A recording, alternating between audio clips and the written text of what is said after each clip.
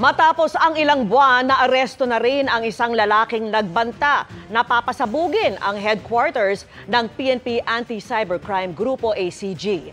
Ang sabi po ng suspect, nagawa niya yon para lamang makakuha ng atensyon. Pero ayon sa ACG, wala silang palalampasing banta, seryoso man o hindi. Nakatutok si June Veneracion.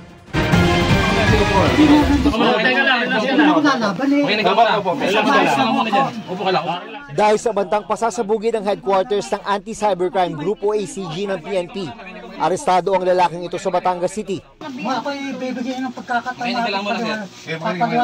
Gawin na aresto namin sa bisa ng isang warrant of arrest sa kasong grave threat. Gamit ang tatlong Facebook account, nagpadala ng direct message Marso ng taong ito ang suspect sa social media page ng ACG na merong bomba at anumang oras ay sasabog kung hindi inaksyonan ang kanyang reklamo. Pero hindi naman malinaw kung ano ang nais niyang aksyonan.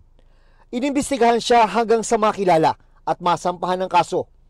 Ngayong buwan, naglabas ng warrant of arrest ang korte laban sa kanya dahil sa kasong grave threats na may kaugnayan sa Cybercrime Prevention Act.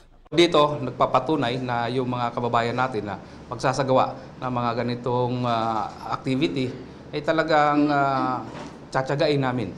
Sabi ng suspect, kumukuha lang siya ng atensyon pero ang gusto lang niya talaga ay aksyonan ng mga otoridad ang umano'y surveillance at panggugulo na ginagawa sa kanya sa kanilang lugar. Pero bagulo ang mga detalye ng kanyang reklamo.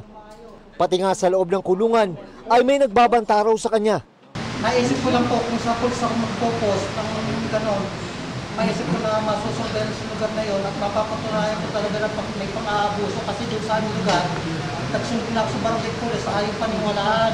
Seryoso man o hindi, wala raw palalampasing pagbabanta ang ACG. Aktibo ang monitoring na ginagawa nila sa social media, lalo na ngayong may malaking kilos protesta laban sa korupsyon na mangyayari sa linggo. Partikular nilang babantayan kung may mga post na may tuturing na labag sa batas. Pagka may threat na, there's a threat to the property, to the person, so doon makita natin may violation na. Simula kaninang alas 5 ng hapon ay inilagay na sa full alert ang mga pulis sa National Capital Region. Sabi ni Acting PNP Chief Jose Melencio Nartates Jr., ang prioridad nila ay ang kaligtasan ng lahat.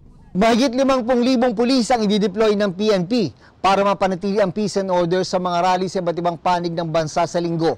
Sa assessment ng PNP, hindi naman inaasahang hahantong ang mga ito sa gulo, pero nakahanda raw sila sa anumang posibleng mangyari. Para sa GMA Integrated News, June Veneracion, Nakatutok, 24 Oras.